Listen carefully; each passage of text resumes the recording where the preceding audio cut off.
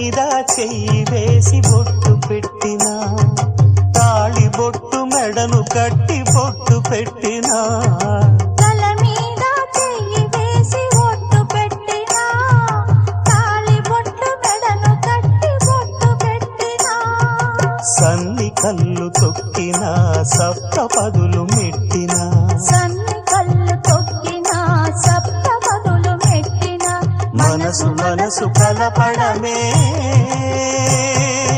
మంత్రం పరమార్థం. శ్రీరస్తు శుభమస్తు, శ్రీరస్తు శుభమస్తు. శ్రీకారం చుట్టుకుంది పెళ్లి పుస్తకం, ఇక ఆకారం